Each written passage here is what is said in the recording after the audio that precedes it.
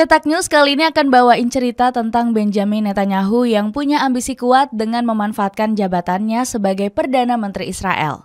Nah, orang yang biasa disebut Bibi ini sempat memberikan statement kontroversial setelah ingin menguasai Palestina. Tapi nih, ambisi itu urung diwujudkan.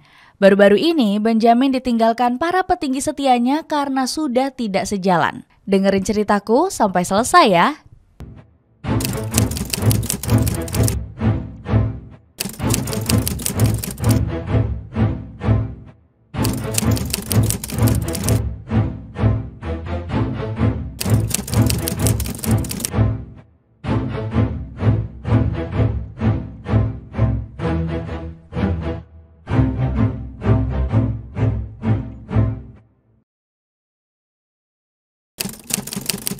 Ambisi Benjamin Netanyahu sebagai otak perang.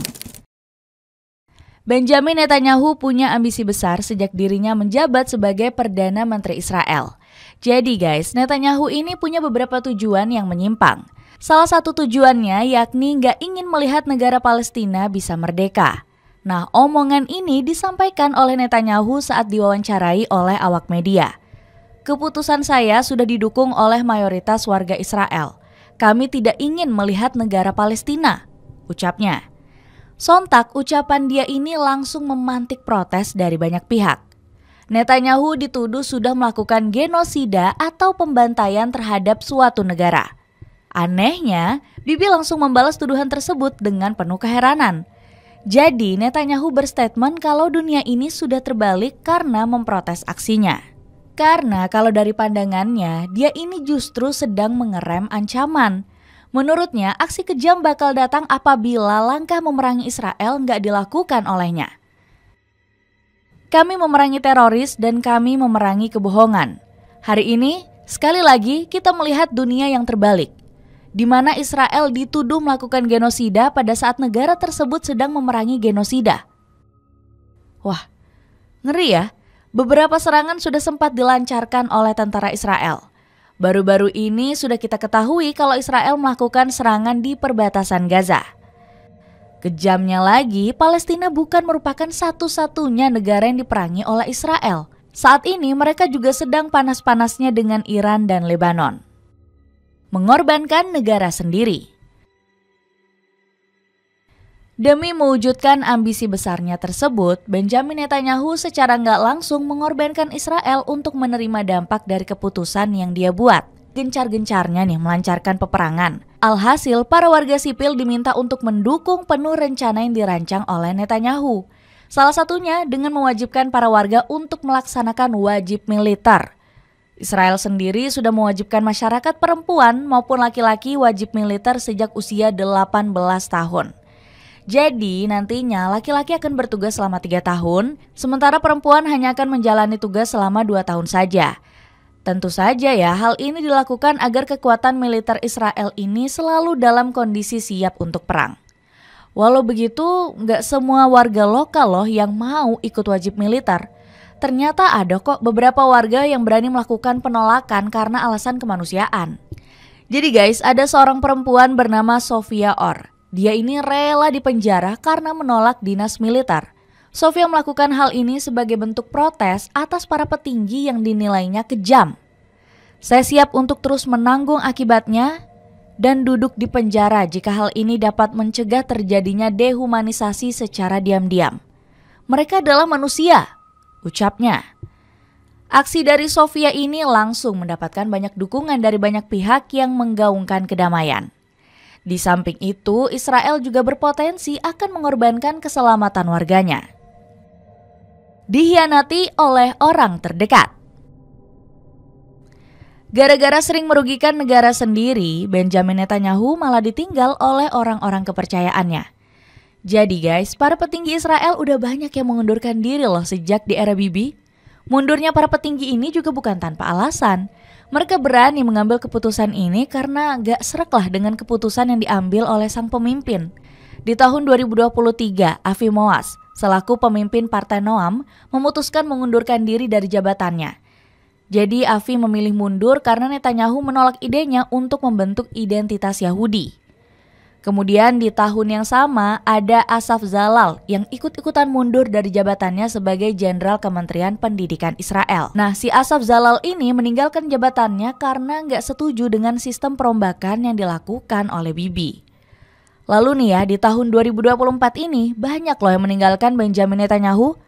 Moshe Afif, Aylon Levy, hingga Gideon Sa'ar memutuskan untuk mundur dari kursi pemerintahan Israel. Mereka memiliki permasalahan dengan Benjamin seperti korban janji manis dan perselisihan. Ngeri ya guys, orang terdekatnya aja udah sampai capek loh sama kelakuannya.